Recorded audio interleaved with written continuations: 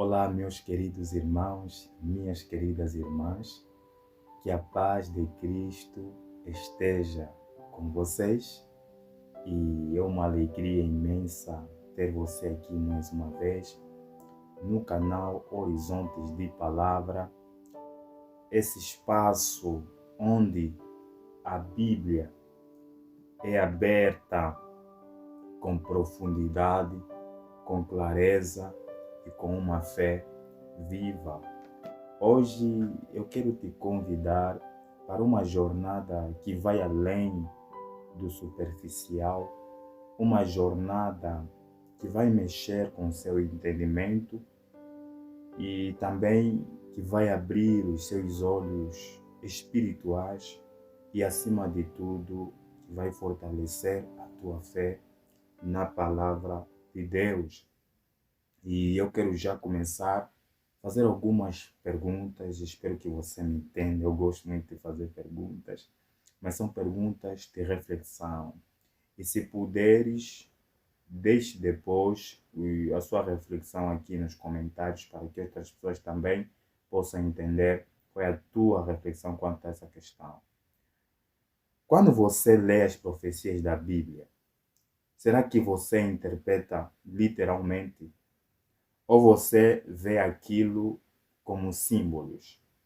E mais, como você sabe quando Deus está usando uma linguagem direta ou uma linguagem simbólica? Quando você sabe? Você sabia que errar nesse ponto pode mudar totalmente a forma como você entende as profecias finais? Pois é, meus irmãos. E é justamente isso que me trouxe para partilhar com vocês. É justamente isso que nós vamos conversar hoje. Um tema que é essencial para todo cristão que leva a Bíblia com muita seriedade. Então, meus queridos irmãos, você que está ali no outro lado, já te peço, que se inscreva no canal Horizonte de Palavras. Deixa o teu like para que esse conteúdo possa alcançar mais pessoas e não hesite em compartilhar esse vídeo com alguém que ama estudar a Bíblia, com alguém que ama estudar as profecias. E mais, eu preciso te lembrar, se você deseja materiais que te ajudam espiritualmente para entender as profecias, alguns assuntos delicados, eu tenho vários livros e gosto de partilhar o conhecimento com as pessoas. Então, há um link na descrição desse vídeo onde você pode me chamar no direito pelo WhatsApp e eu te envio qualquer livro que você precisar e que possa te ajudar espiritualmente. Querido ou querida, você já percebeu como é que as profecias da Bíblia são incríveis? Muitas vezes, quando a gente lê o livro de Daniel, quando a gente lê o livro de Daniel, parece que estamos lendo algo quase codificado. Sim ou não? A resposta é sim. E eu vou te explicar o porquê. Lá aparecem dragões, como por exemplo no Apocalipse, animais com vários chifres, estrelas caindo do céu, mulheres vestidas do sol. E aí surge aquela dúvida na mente de qualquer pessoa que vai ler, na mente de qualquer pessoa que vai estudar. Será que Deus queria, que nós entendêssemos tudo isso literalmente? Ou será que estamos a falar, ou será que Deus está falando por meio de símbolos? Meus irmãos, entender isso é muito fundamental para a tua fé. É muito fundamental para você entender o que Jesus quer nos dizer nesses últimos dias. Porque se você interpreta um símbolo de maneira errada, você pode tirar conclusões totalmente opostas ao que Deus queria nos ensinar. E deixa eu te dizer uma coisa muito importante. Deus não é Deus de confusão. Assim como está escrito em 1 de Coríntios capítulo 14, versículo 33, que diz: porque Deus não é autor da confusão, mas da paz, como em todas as igrejas dos santos. Queridos, isso está escrito. Deus nos deixou princípios para que a gente possa compreender quando algo é literal e quando algo é simbólico. Agora você pode estar a se perguntar, mas Adeline, por que Deus simplesmente não falou de forma direta e clara nas profecias? Por quê? Ótima pergunta. Eu também já me fiz essa pergunta várias vezes, mas também existe uma resposta profunda quanto a essa questão. Muitas vezes, os símbolos eram uma forma de proteger a mensagem daqueles que a perseguiam. Outras vezes, era para estimular a busca, estimular o estudo, o desejo de compreender. E também para mostrar certas verdades, né, que só seriam totalmente reveladas no tempo certo. E um exemplo muito claro, né, está em 1 de Pedro, capítulo 5, versículo 13, onde Paulo refere a cidade de Roma como Babilônia. E isto foi feito propositalmente, foi feito de propósito, para evitar uma perseguição ainda maior naquele tempo. Então fique claro que Deus fala em símbolos para proteger, para revelar no tempo oportuno e para instigar nossa busca sincera. Se tem uma coisa que você precisa gravar hoje na sua mente e no seu coração, é isso. Preste bem atenção. A Bíblia interpreta a si mesma. Se você quer entender o que um símbolo significa, não corra para a internet, não corra para o chat GPT, não corra para livros de ficção moderna, corra para a própria Bíblia. Você quer saber o que chifre significa nas profecias? A Bíblia explica. Chifre representa poderes políticos ou reinos, segundo Daniel capítulo 7, 24. Você quer saber o que é a espada que sai da boca de Jesus no Apocalipse? A Bíblia explica. A espada é a palavra de Deus. Até muitos conhecem isso. Esse texto é conhecido, segundo Efésios capítulo 6, 17 e Hebreus 4, 12. Você quer saber o que significa mulher nas profecias? Queridos, queridas, a Bíblia explica. Mulher representa a igreja, segundo Apocalipse 12, versículo 1. E Apocalipse 21, versículo 2. Você quer saber o que é um dia profético? A Bíblia também explica. Um dia profético equivale a um ano literal, segundo Ezequiel, capítulo 4, versículo 6. E Números 14, versículo 34. Você está a entender o que eu estou tentando lhe dizer? Tudo, mas tudo, absolutamente tudo, tem explicação na palavra de Deus. Agora eu quero te despertar para algo muito sério.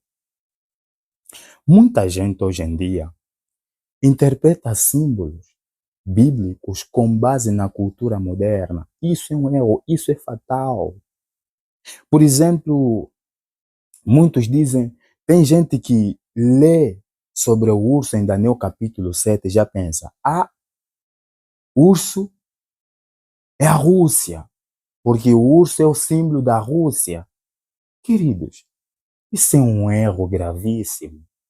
O correto é você se perguntar como é que a Bíblia usava o símbolo do urso no tempo de Daniel. E a resposta é clara.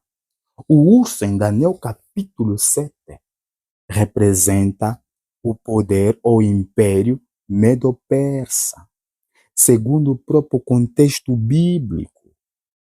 Daniel capítulo 7, versículo 7, tem uma descrição muito intensa e que eu já gravei na minha mente. Eu fiz tudo para gravar isso. Diz que depois disso, eu continuo olhando nas minhas visões da noite e eis aqui o quarto animal, espantoso e muito forte, ao qual tinha dentes grandes de ferro, e ele devorava e fazia em pedaços, e pisava os pés o que sobrava, e era diferente de todos os animais que apareceram antes dele, e tinha 10 chifres. Queridos, eu peço que você preste muita atenção nesse texto. Daniel não consegue encontrar nenhum animal na natureza para descrever esse poder. E isso já nos dá um sinal. Já nos dá um sinal. O poder descrito aqui em Daniel é um paralelo, ou seja, na criação, que é completamente diferente de todos os anteriores. E o que isso representa? E o que isso significa? Daniel capítulo 2, versículo 40, você pode confirmar na tua Bíblia. Daniel capítulo 2, versículo 40. Na visão da estátua, as pernas de ferro também representam um império.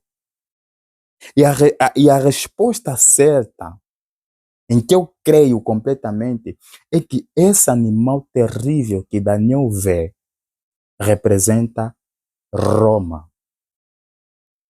Sabe por quê? Porque a precisão é impressionante. Nota-se claramente pela história. Se você estudou história, você tem um pouquinho do conhecimento de como Roma era implacável, de como Roma devorava e fazia em pedaços. Roma era tão forte como ferro. Roma dividiu-se em 10 reinos, simbolizados pelos 10 chifres mencionados ali. E quais são, ou o que são esses 10 chifres? Esses 10 chifres são 10 reinos em que o Império Romano se dividiu depois da sua queda. E eu me lembro historicamente, né, graças a Deus, pela graça de Deus, pelos estudos que eu tenho feito, que esses reinos é o reino de Hunos, o reino dos Ostrogodos, o reino dos Visigodos, isso mesmo, o reino dos Francos, o reino dos Vândalos, o reino, vamos esquecer aqui, o reino dos Suevos, exatamente, o reino dos Burgúndios e o reino dos reinos dos Érulos, exatamente, o reino dos anglo-saxões e o reino, deixa ver, e o reino dos lombardos. Isso mesmo, querido. Eu me lembro desses 10 reinos, que foi a causa da queda de Roma. Queridos, exatamente como a Bíblia profetizou. Você está percebendo como é que a Bíblia interpreta-se a si mesma?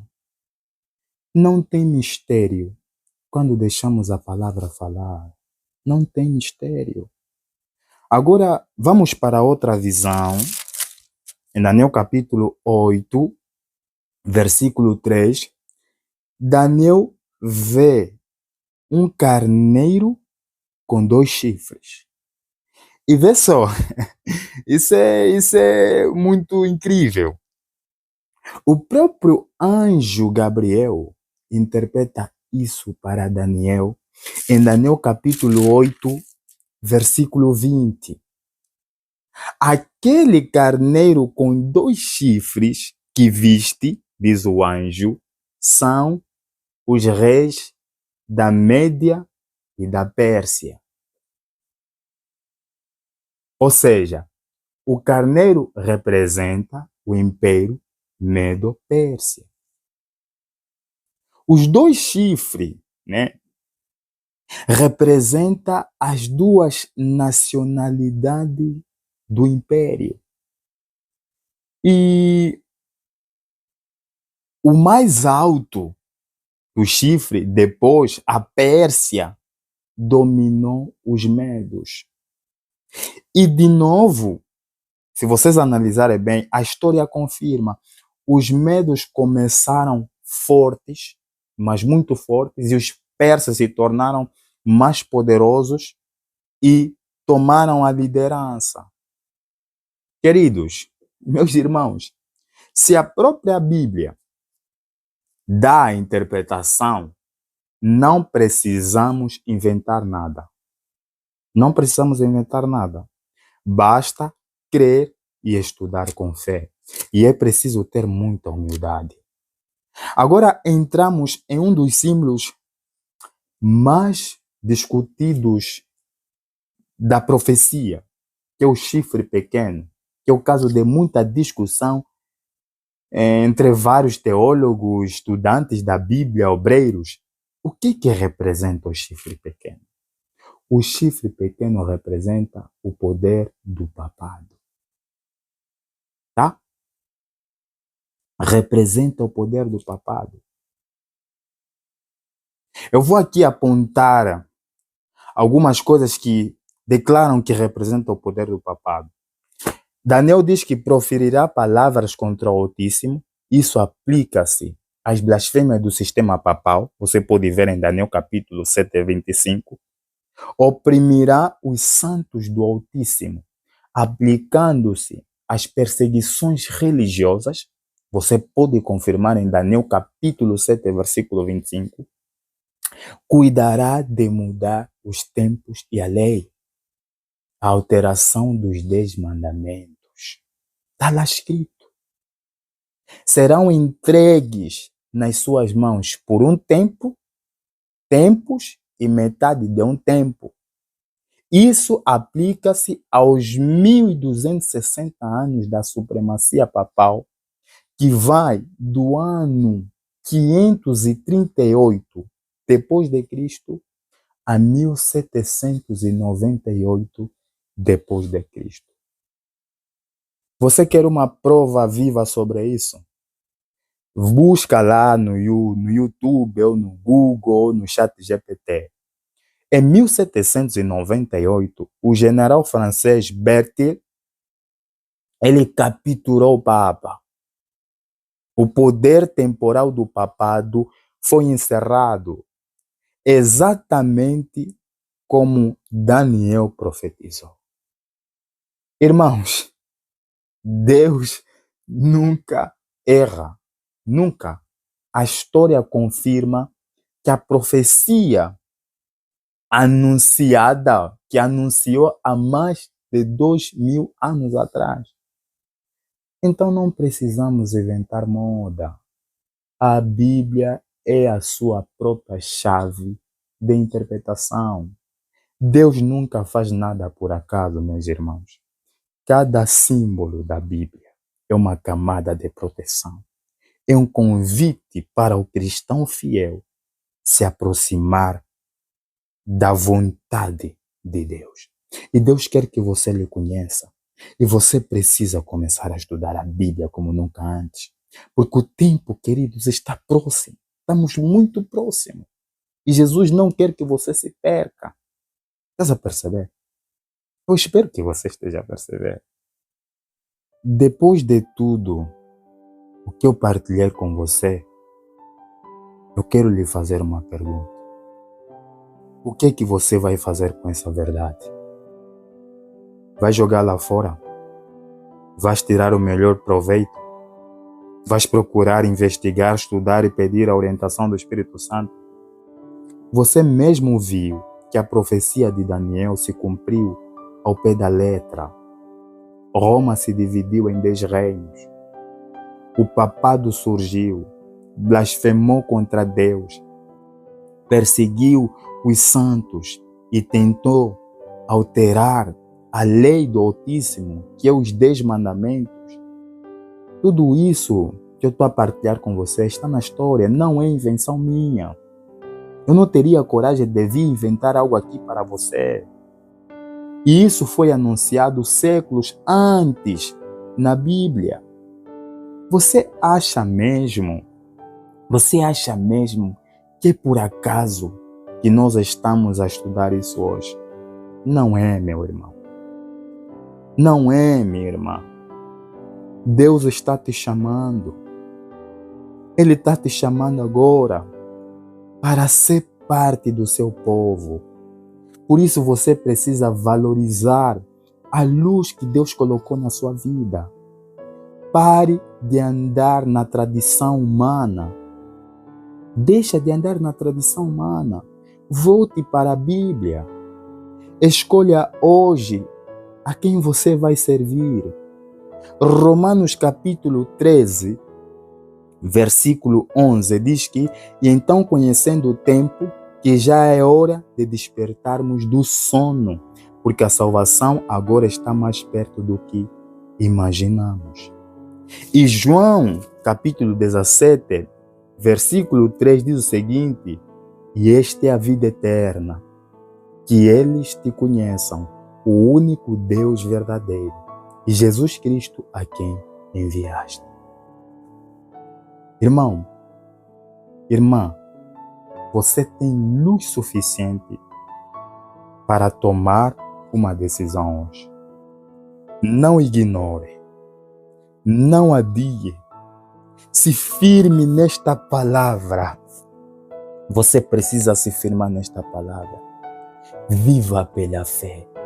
Seja parte da última geração fiel. Se essa mensagem falou contigo, você precisa compartilhar com aqueles que não conhecem. Você precisa curtir para que essa mensagem alcance mais pessoas. E você pode me chamar no WhatsApp pelo link da descrição para receber materiais que vão fortalecer a sua fé, que vão fortalecer a sua caminhada com Deus.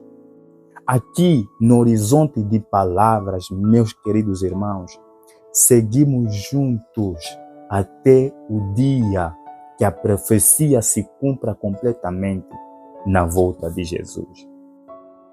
Que Deus possa te abençoar e que te fortaleça hoje e para todo sempre.